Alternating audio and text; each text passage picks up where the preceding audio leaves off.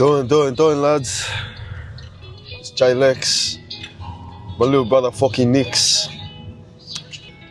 Here we are, brother. What day is it today? Tuesday. Still Tuesday, early in the week.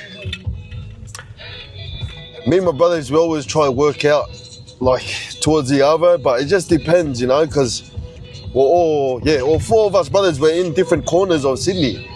You got one all the way up in Seatown ways, you got one all the way up in Penrith ways, and then you got one down in Bankstown ways and one in Livo ways. So the four elements come together to create the avatar. Fucking, it's rare where we all get together at one time. But what we do, fuck, that's one of the best sessions, man.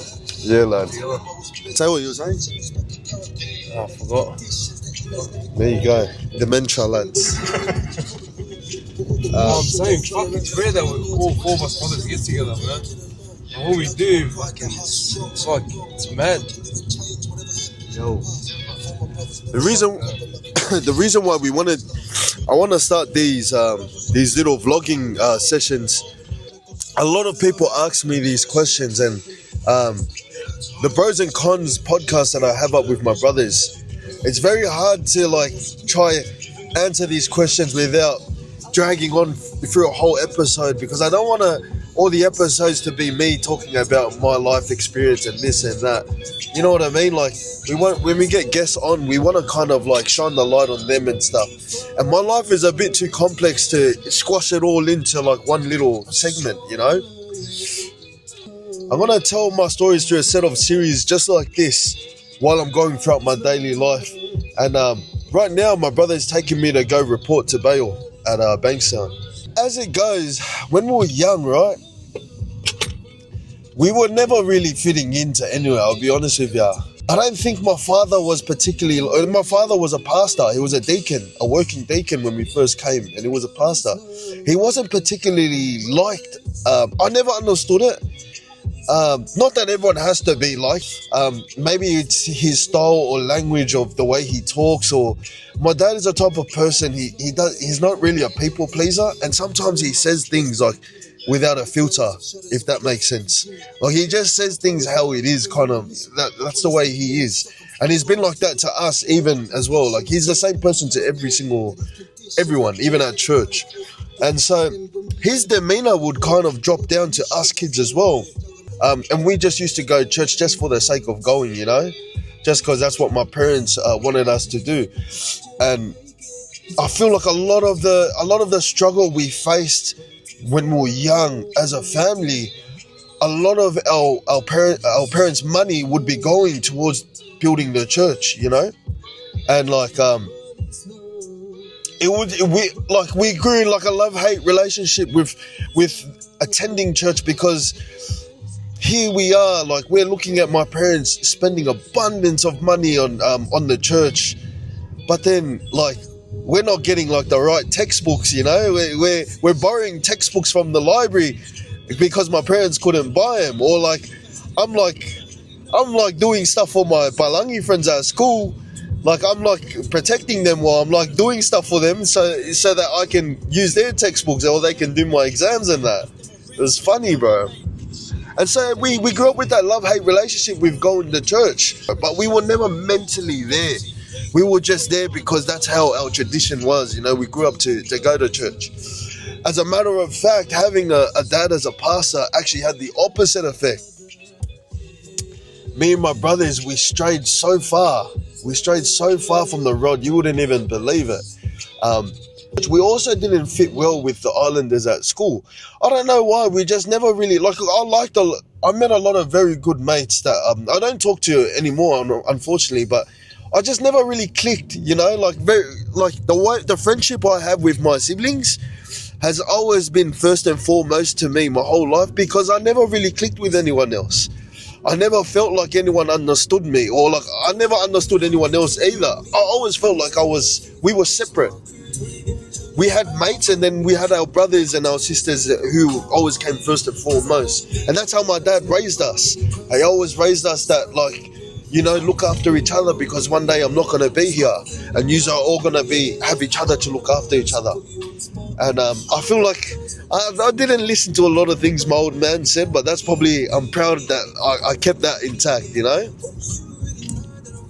So boom, me and my brothers, we start looking for other ways to like kind of to make money, to be able to, because we were missing out on excursions at schools. Some of you don't know, but the private schools back in those days, they don't muck around when it comes to excursions.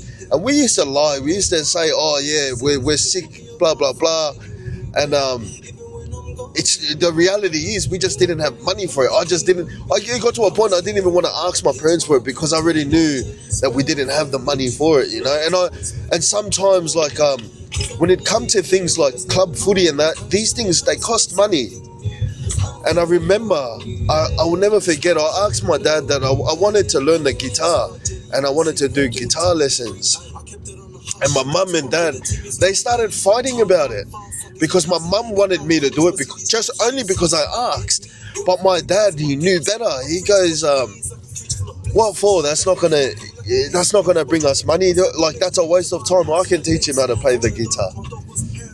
And he did. But the moral of the story is, what I learned from that is that I didn't want to be the person to make them argue over financial hardship. Parents don't know this, but when you're young, we understand these things and we make our own decisions. We calculate it when we're young that, all right, so this leads to that way. Okay, I'm not going to do that anymore. I'm going to find my own way to, make money. And so that's what happened. My brother Joey he would be the black sheep of the family, where him and my dad, they like, my dad's very strict with all of us, but Joey in particular, Malik, my dad really didn't get along with him. He had it pretty hard when we were young. We all had it hard, but I feel like Joey just had it a bit inch harder, to the point where my dad would do some things. Like, I look back at it now and I just think, mate, this guy, bro, I can't believe like he got away with doing all this stuff. And so it would go to be that Joey would end up running away from home. The first person out of our whole family. Like, over a long period of time, it was normalized, the way everything was going on at home. Like the strictness, the traditions, everything, going to church, having to deal with like having butter and Vegemite sandwiches for lunch, going to a private school. It's not the prettiest lunch to pull out of your bag in front of your friends. They're all buying pizza pies and sausage rolls from the bloody canteen.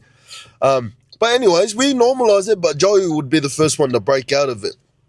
He would run away from home. Now, as he's run away from home, he's met some, members of the Inner West. He's gone around, and that's how he's met them, and like he's started drinking and smoking at a young age. I think he was like, 13, I was 12. And then as it goes to be, one of these days that he runs away, I would follow him. I would run away from home too, in disobedience to my dad, just because I wanted to make sure that he was okay. This is the love I had for my brother. I would never ever go against my parents, but at the cost of my brother's safety, I did. And then that would go on to create a coalition I had with my brother that would be unbreakable for years to come. But I would run away, and my brother was so happy I remember when he seen me and he goes, "What are you doing here?" I shook his hand. I was like, "Wherever you're going, bro, I'm going." We didn't even get along when we were young, but that's just the kind of love I had for him that, like, I was just like, bro, are you really going to make me do this, lad? Now I'm going to get a hiding for you, fucking. And that's how it was, bro. So I followed him, and then here we are. He's introduced me to some of the boys at old Parramatta Hungry Jacks. And I've met all these boys. And man, through my time meeting all the boys, me and Joey, we figured out that like there was different type of crews in the Inner West. You had your party goers, like all your pretty boys. You had your brawlers. Like, these guys are just, like, every party goers, they have these, like, 2 or 3 boys in their group that they're the brawlers of their group. When you go to parties and that, these guys would just go sit in the back corner with their arms folded, just waiting for the aftermath to punch on. And then you had your earners, which there wasn't a lot. And that's the group that me and Joey, like, we were very interested in. We didn't really care about the parties and like the brawling and that. We just wanted to make a earn. So bang, me and Joey, we come up with this plan to start an earning crew. And so bang, lad. So, oh, it's cold here. So here I am. Bro, what gym is that, lad? Hey, look at that gym, lad. So here I am, lad. We're trying to make an earn crew. And there was about 5 of us. We started off from little simple things to car urching. For those of you that don't know what car urching is, you just walk around in the streets and you open car doors and see whatever cars are open. And believe me, a lot of people don't lock their cars. I don't know how it is now, but back in those days, brother, a lot of people didn't lock their cars, and then we'd just collect whatever they had in their cars. Wallets, phones, iPads, laptops. And we would gradually move up from there. And then slowly, we started pumping robs. We started pumping armed robs. We started pumping cars, car thefts. And bro, the things we used to do, there's always car parks at train stations.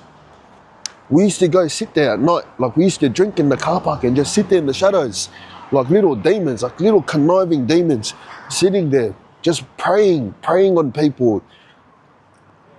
And it was, I look back at it now and I'm so disgusted. Like, we used to, we weren't going for people that were like gangbanging. We're going for all the hard workers that wake up early in the morning, 4 a.m. to go and go catch a train to do their hard-earned job. What a putrid scumbag I was, bro, preying on these people. Look at Focky, I said putrid scumbag, he starts laughing. Look at this guy, lad. He loves me, he loves it. And lad, and then that's how it went, lad. Slowly, I was moving up from there. We started pumping all these unnecessary robberies, and the money got to us, lad. Because the boys didn't even know that we had that type of money. Like, we pull up to a party and we'd all have like $1,000 each in cash at these parties. But back in those days, lad, you had that type of money, lad, because everyone just came along for the goon sack. I don't know if you remember the goon sack days. Everyone's just passing around that silver bag. But whoever had that coin, whoever was holding a Red Label bottle, that's how you know, bro, that's the real earners, lad. And that's how it was.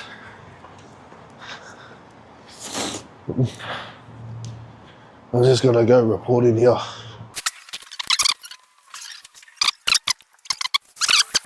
What was I saying? Where was I?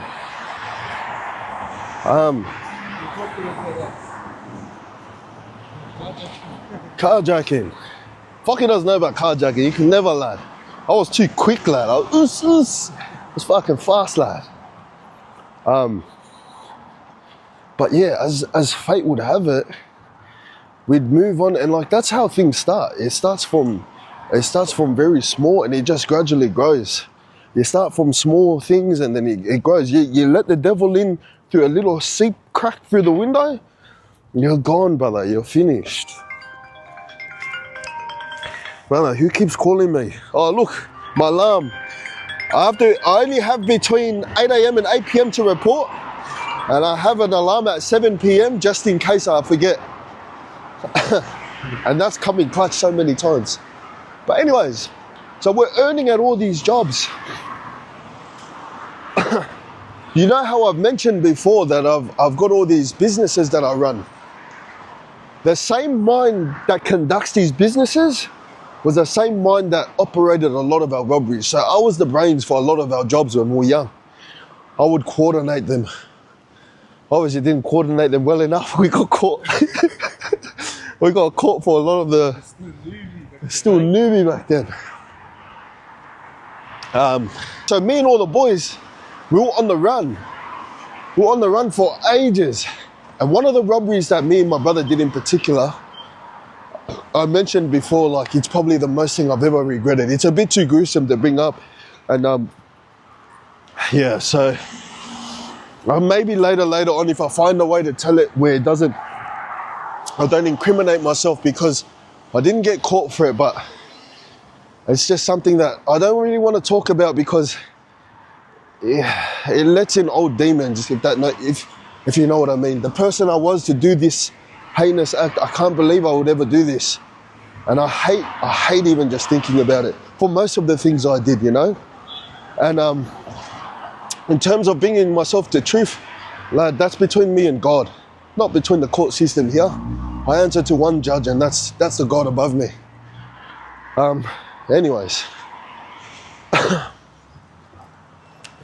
so as we're going through all of this stuff, me and my brothers, we weren't really into that area beef. That was happening on the side, lad. But we hear the stories from all the boys, you know? We hear the stories from all the boys.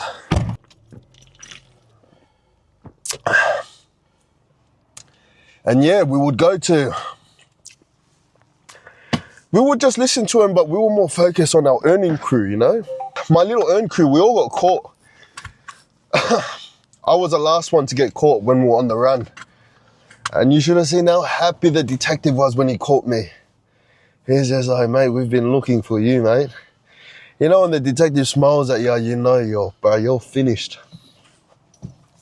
They would go to court and they would project to court that I was the main ringleader and I was the one that coordinated everything. And so then I would spend the most time out of all of us. The boys, and including my brother, would get out and I'd do the most. And I remember, like, they were dirty, bro. They hated me. I remember when we were looking at the screen, the prosecutor goes, you can see defendant 1 is standing at the liquor shop ready to rob, and unknown person 2 is Joey. You can see it as light as day. He only had a hat, but they're like, oh, an unknown person 2. I was like, bro, these guys just want to get me done, bro. They're fucking grunts. And I was with my brother. Like, I went back down because the only time I could see my brother is when we went to court together. And then we'd be in the cell together downstairs in juvie. They have these big cells that you sit together and they have a TV screen there. They give you chicken burgers. It's mad. It's cracker. I went down and I told him, lad, they don't know that that's you. And he goes, nah. And then we started laughing. I'm like, oh, gronks, bro. I swear they know that it's you. I just wanted him to get done as well so he can do the same time as me. But oh, well, whatever. He got away with it. And then, anyways, fast forward, after all of this is happening, I get out. We end up getting out. But as we get out, we were like, bro, this is it, you know, we're going to screw our heads on. And I started my own business at 18, my first business. And as it just went from there, we slowly, like, were living a good life until Tino passed away, a good friend of mine. And I'm not even close with Tino. I haven't mentioned this before, but I'm not even close with the bloke. He was a mate of mine. The only reason why I stepped in to make a song for him was this one thing that Tino done for me. When me and my brother was in a brawl, me and my brother Joey, we had multiple brawls when we were younger, but we always stuck together. We went back to back on every single drama. Every drama that any of us had, we both went back to back and we just said, that's it, lad. I'll see you at the bottom. That was our saying. We used to always say, I'll see you at the bottom. I'm like, yeah, I'll see you at the bottom. We'll shake hands and then boom, we'll both just take our shirts off. We'll go back to back. And there's so many, I'll tell you about some of the mad stories that we had together. But this would like be a part of our coalition that we formed over the years. We always promised to always go back to back on everything, and we did. And so one of these fights where we went back to back, Tino, like, even though I didn't know him as much, he was just one of the boys, but he jumped in for us. And a lot of the boys were there, but Tino was the only one that jumped in for us. A couple other boys jumped in for us as well, but I will never forget Tino because I remember when he jumped in for us, like, to me, if you do something for me, I will never forget it. You know what I mean? Even if it's a small gesture.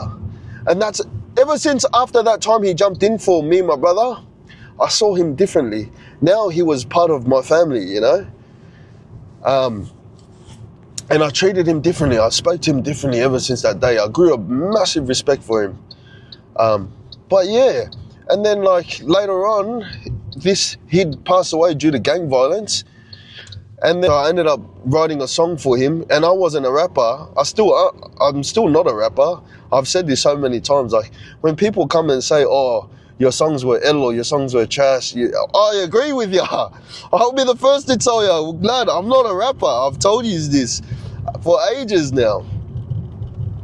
I'm first a businessman before anything, bro. Like that's always been my passion, just making money, lad. But yeah, I'd go on to go make these songs, and then that turned into this whole big thing. One thing you have to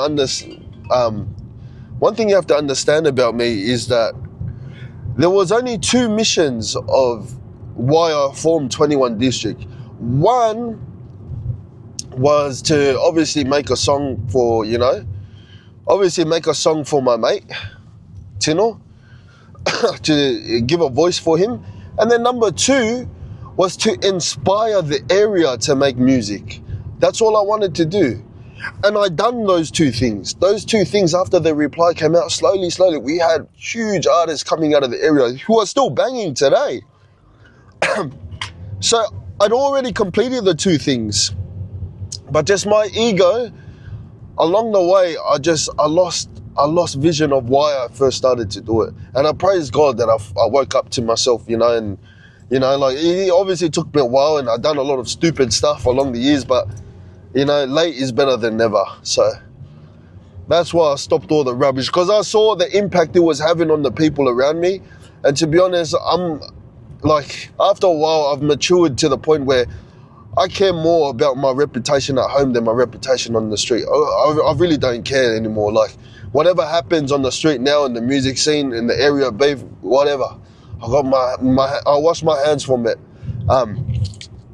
And right now I'm just focused on providing a better light for the people around me and providing an example, because I want to show people that you can do it. There is success stories where you can leave the hood and you can still make something out of yourself. See, the issue is a lot of the boys that end up leaving the hood, they leave quietly. They just end up having kids, and then like no one hears from them. They're just, he's doing his own thing. But then what did your story mean? Like, what was all those years for? There's no meaning to it because you've left. And I've said this before, that it is our job as leaders to live through these traumas and lead. Because a lot of us, we tend to live through the traumas and then we leave. We leave after we find out at the end of the tunnel it's the same answer. Yeah, that's why I find it important to do these little storytelling stuff and like explain my side of the story, because lad, half of my elders when I grew up, the ones that were in the game, half of them just left silently and the other half didn't like me. A lot of my elders didn't like me. I didn't get along with any of them. And that would actually cause a lot of fallouts that I had with key members of the Inner West, which I will explain in other series upcoming. You're gonna love these yarns. So we're taught as Tongans, it's in our culture that we must respect our elders. This is one of the very small traditions I didn't necessarily agree with, because then sometimes I overstep their boundaries and then they think that they can do this, 1, 2, 3. I grew up growing up knowing that age is just a number. Respect is earned through your actions, not through your words, through your actions, what you do. Because you can say one thing and then your actions is doing something else. And then, yeah, you just look like a spinner. But yeah, that would be the whole backstory of what happened.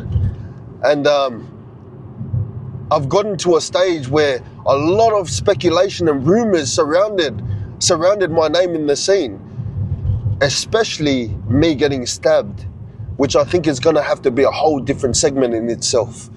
So, did I get stabbed? Stay tuned. I'm going to let you guys know in the next episode of Pros and Cons. This is not even Pros and Cons, but this is just JAY LEKZ. But yeah, lad, I hope you guys like it. Like, follow, subscribe, and stay tuned for more, lad. And yeah, we'll catch you up in the next one.